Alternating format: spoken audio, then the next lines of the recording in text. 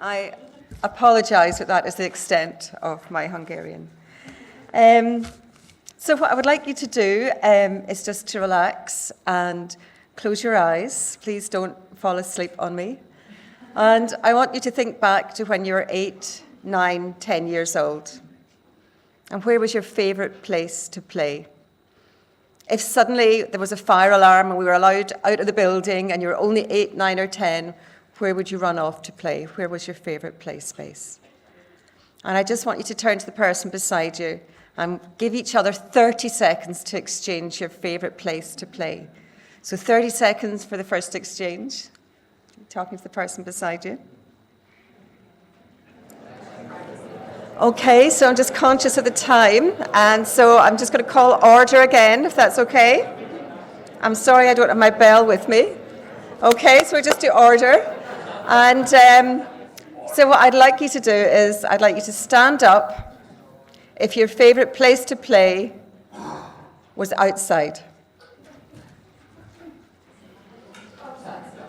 Outside, if your favourite place to play was outside, okay? So that's an overwhelming majority of people in the room. Okay, thank you, sit down. So I want to start my presentation by telling you a short anecdote about doing that exercise back in 2008 with 2 packs of Cub Scouts, aged 8, all boys, all running about mad in the hall, and I asked them where their favourite place to play was. So except for one boy whose favourite place to play was on his bike, outside, the rest, their favourite place to play was indoors, supervised, and they were exactly where the parents thought they were going to be. That's not the sad part of the tale I have to tell. I think the saddest part of the tale that I have just told is when we contrasted that with the dignitaries, the officials, the adults in the room. Their favourite place to play had been near a viaduct, near a river, on the streets, jumping shed roofs, in barns. And I said to the young boys, look what you have missed out on. Look what you have been cheated from achieving. Do you not feel really angry about that? And they said, oh no, we would be too scared to do those things. So those children now are 19 this year. They are the new parents, the new architects, the new designers, the new teachers. And their favourite place to play was indoors. So we do have a challenge on our hands. So I just want to refer in this slide to our website, Play Scotland. We have lots of different resources for parents, planners, ordinary people, children and young people. And so please feel free at any time to go on and look at the website. It's free membership, all free of charge. So play, like health, is a social justice issue in Scotland. And what we have here is a graphic that shows 5 stops on the metro in Glasgow. So maybe just a wee bit, not as far as from here to the Heroes Monument at the Baths. Not that far. And the difference in life expectancy for males is 14 years. Now, there are other points along the way where the life expectancy for males is actually 54. And if you take out death by suicide or drugs, it goes up to 59. So very scary statistics. And what's very interesting is the level of poverty in Glasgow is no worse than the level of poverty, I would suspect, in Hungary or in parts of England, Wales, Ireland, other parts of Europe. So there's something else going on, and there's something else going on with play as well. So back in 2008, Scotland started to look at space and placemaking, and looking at the purpose of this to do with health and well-being, and to try and challenge why we had some of these terrible outcomes in terms of life expectancy. And we know that children need to play to survive and thrive. But the trend, certainly in the UK, is relentless. Children are more indoors, more sedentary, supervised constantly. They have very poor physical literacy, upper body strength.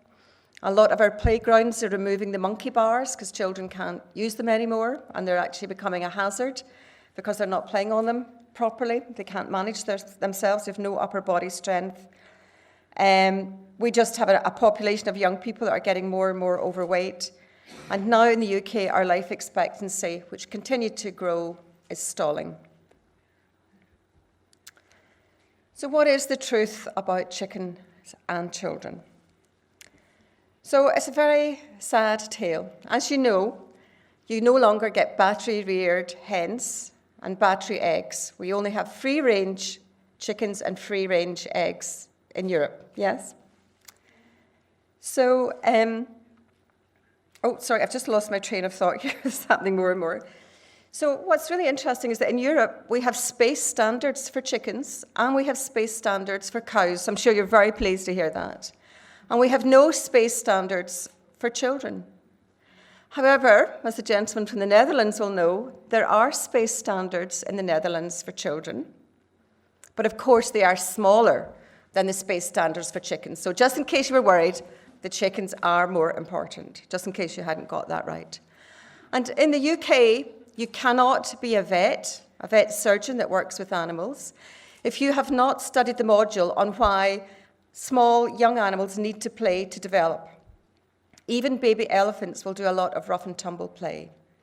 But you can be a teacher, and the module as to why play is so important to child development is an optional extra. So, no, we don't like it. This is why we complain. So something else. Have you ever heard yourself, or has your granny or your mummy or somebody said, oh, children today, they grow up so fast? Anybody even thought that?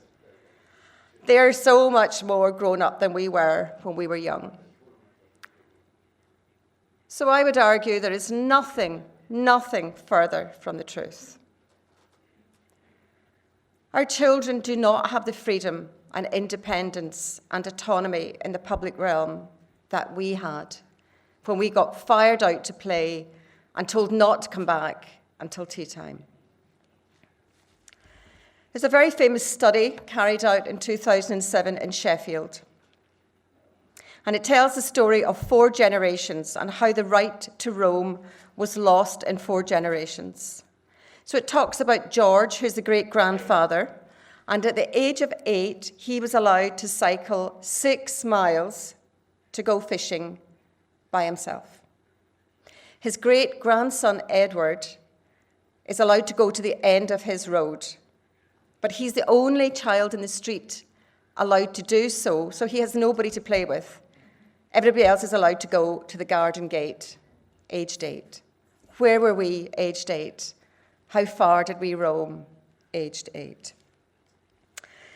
So what's interesting about Edward is that he's 20 this year, and he didn't have that independence and autonomy and confidence in the public realm that we had.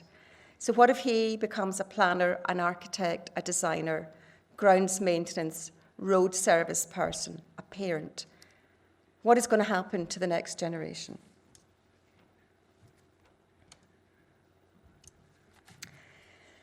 So in 2013, the United Nations Convention on the Rights of the Child issued a clarification to governments about their obligations to the child's right to play and wanted it built into legislation, planning and budgets.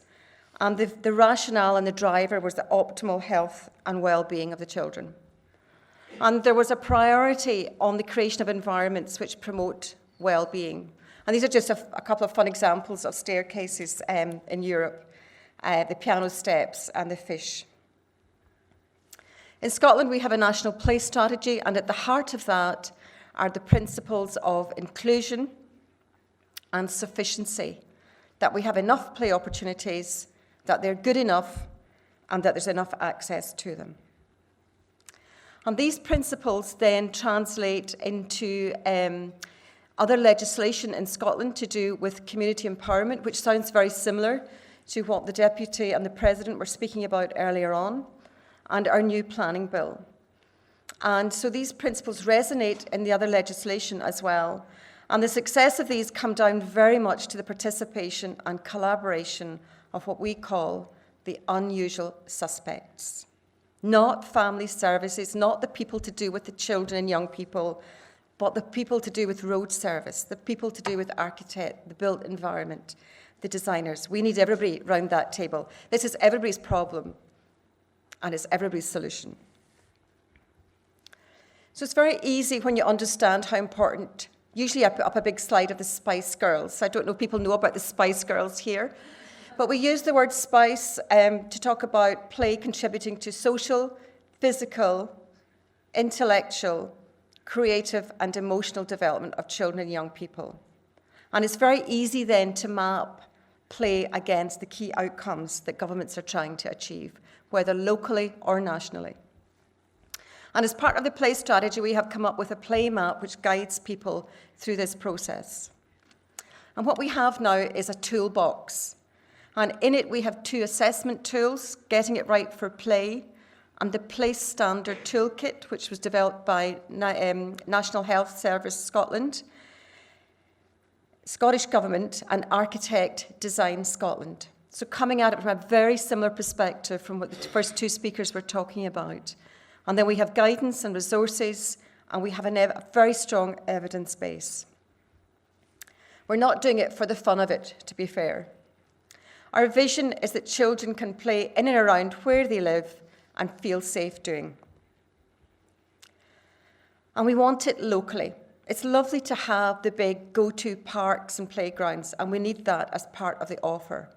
But actually, families and parents want children, and children themselves want to play in and around where they live. So when we go into local areas, we set up what we call a high-level play forum.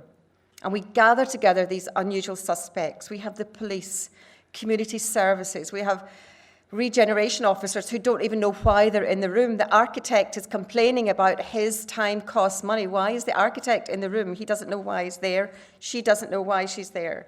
We have everybody in the room. And it doesn't take long, particularly if any of them happen to be grandparents, to get it very quickly, because they start to realise how quickly things have changed in a few generations. Because the regulators have been part of the problem, wrapping the children in cotton wool, health and safety, after school, preschool. They have seen the light, and they are now part of the solution. So I'm not going to bore you, but we have 8 indicators measured by 4 tools, and in essence, we're measuring the play friendliness of areas, and we're ensuring that we have everybody around that table, that we have multi-sector, multi-agency, multidisciplinary working going on, because it takes everybody to solve this problem. So we have a plan. When the community have been consulted, there's a strategy written that is very, very locally based. We embed play into other strategies. We talked today about crime prevention, but we want it in anti-poverty. We want it in community empowerment. We want it in planning. We want it in children's services. And that we have established really positive relationships between other partners and local authorities, the charity sector, and other relevant bodies, the unusual suspects. I just want to give a couple of examples from Dundee, which is a big city. And in terms of using community resources better, we don't want people to spend a lot of money on this. And if they get it right, it actually saves money, not just in the long term. But what we have is school grounds now open to children outside of school hours. So for the parents that are too frightened to let their children just go out and play in the street, they can now send their children along to the school playground. Now, this was a lot of hard work. A lot of head teachers don't want to give up their playground. So a lot of work went into this, and we started off with 15, now we have lots. And in this case study, now we have 53% of pupils saying that they use the playground outside of school hours, and parents reporting that their children have asked to go out and play more. Play in the wider community. A lot of this is about negative attitudes to children playing out. It's about negative signage.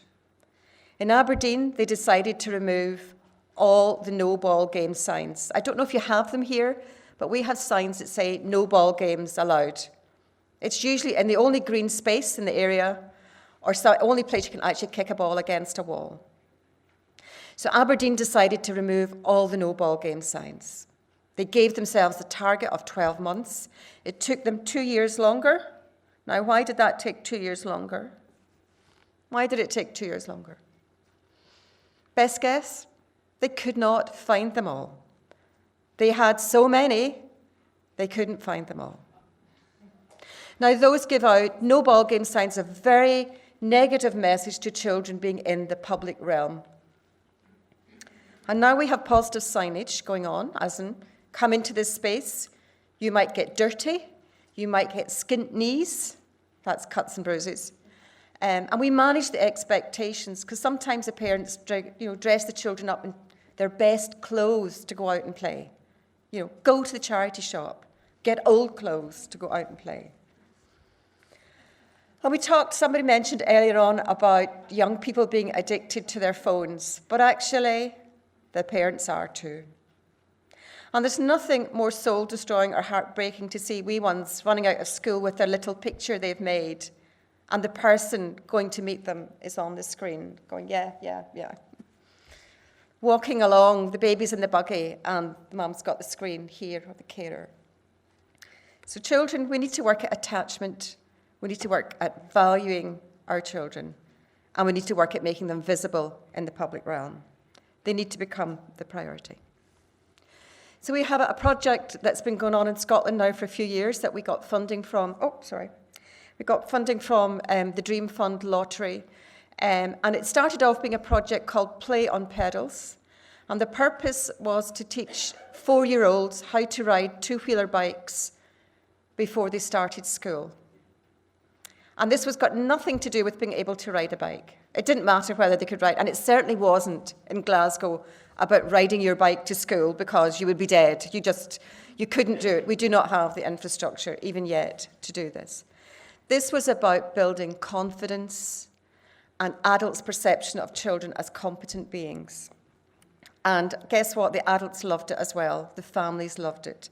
And we now have this project going in all the nurseries in the local authorities that we work in. So we know that play builds children. It builds their belief, self-belief, their friendship, their resilience, and gives them happy, healthy childhoods. But more importantly, we know that play builds community. So the other tool I want to quickly tell you about, I do have a timekeeper keeping an eye on me, is the Play Standard Assessment Tool. And please go on and look at this. This will be on the NHS Health website in Scotland. It might be on our website, I'm not sure. But we work with NHS Health, Architecture and Design and the Scottish Government. And it's a more complex tool than the one that we work with. But it is really about what the first two speakers were talking about, and actually maybe all the speakers, about looking at the complete quality of place and what placemaking actually looks like, with the right people at the right time to make things better. And there's 14 questions that get mapped, including feeling safe and play and recreation. And they're all, when children, young people do it, when the adults do it, you score everything out of 7, lots of supplementary questions, and you end up with nice wee configured graphs going on. And what's really interesting is if you compare sometimes if the officials in an area have been involved in doing new playgrounds and park design, and you ask the children what they think about it, and the officials think it's wonderful, they know how much it cost, and the children maybe don't like it because they can't get their bike in, or because they're not allowed their dog in, or they would rather take their bike to the place that they can get into easily because there's no fencing. So it has a very happy ambition for play, based in strength and community. And I just wanted to say something at this stage. I don't usually read from my notes, but I just wanted to make the point about what comes out of a lot of the work we do with this, is that we know that people feel safe when they can have influence and control over their lives, when they like the quality of the streets and spaces, and when they have access to facilities and amenities. I don't think I'm telling you anything new there. But very much as what the other speakers were saying, What this toolkit does is it changes our mindset, moves us away from communities to be something to be fixed, but to an assets-focused approach where the communities are built on the capacities and assets of the people and the place, which is what people were saying earlier. So just very quickly now, planning for play is planning to include everyone. I don't know if you've heard of Gil Penaloza, the former mayor of Bogota. And he talks about if a city is fit for an 8-year-old, it's fit for an 80-year-old. And a professor that we work with at Queen's University in Belfast has a child with autism. And he has become very exercised about this. And he has done various different publications, Adrift in the City Without a Map, and the school day as well. And what's really interesting about the difference in lifespan of children with severe autism is 15 years different. So if you have a child with severe autism and a child without, their life expectancy from the very beginning is very different. But what's very interesting is if we have better urban design for children with autism and other special needs, we have better design for us all, because many of us are completely overstimulated. Less stimulation is better. I'm very quickly just going to tell you about the supermarket, where they started reducing the lighting, switching off the tannoy, very calming environment, more staff on, more helpful. This was for people with Alzheimer's and dementia, so they could have a calmer experience of shopping. And the problem with the supermarket, why did the supermarket have to close early? There were so many people shopping. We all wanted that environment. We all then remembered what we went in to get in the first place. So if we think of inclusion and we design for inclusion, we are actually designing better for ourselves. We know what the main barriers are. There's no point in me rehearsing that. It is traffic, parental fears, anxiety, attitudes to children outside. We know part of the solution, home zones, traffic calming, street play. We know that double-width pavements can be a great play space, but look at the woman with the buggy. She's having to go off there. So what's good for children is good for adults as well. And actually, a double-width play space is cheaper than a playground, and it allows children to play in and around where they live. So this is a graphic. It's a very, actually, densely populated area in a very poor area of Glasgow. And Clarissa's drawing, she's age 10, and I can interpret it for you. She's saying if this space was tidied up, she wants birdhouses, dens, growing more grass and flowers. And Gary here, who's at the end, is saying, it's not safe to go out on our own because we live next to a main road. I would like to climb trees, build dens, and have fun. So, why do we design playgrounds that look like this? Now, when you think of where your favourite place to play was when you were out, I suspect you were playing in bushes, trees, in greenery. And when you look at the play value of this play park, it's outside the fenced area. Now, there will be a reason. There is actually a big main road quite nearby. And very young children will use this playground to play in for, I think, a maximum of 12 minutes, particularly on the furniture for the purpose for which it was designed. But it actually meets the requirements, this playground, of state penitentiary exercise yards in America. This is what an exercise yard looks like. You can see the people all the time. There's nowhere for the children to go and just be in dens hiding away from adults. This is a very, very deprived area of Glasgow. There was a small bit of waste ground that nobody ever used. And it was designated in Glasgow that it would be a creative arts project as a legacy to the Commonwealth Games. Now, they'd already put a massive road right through this community to make way for the Commonwealth Games. And now there was to be an arts project, possibly a statue. But a very interesting company called Assemble got the contract, and they built an adventure playground. And children can play there every day, and they can make food every day in the fire pit. And they have a piano there. They get old pianos, and the children love it. Far better than a statue, I think, as a legacy to the Commonwealth Games. So we also know that where children go, adults follow. This was a bad area of Dundee, and the people were trying to keep the meadow as a place where everyone was free to go. So they put in some good equipment, and guess what? Everybody went. And we know that adults tell us that if they hear children playing out in the street, that they feel that is a good place to live. It's where they want to go and live.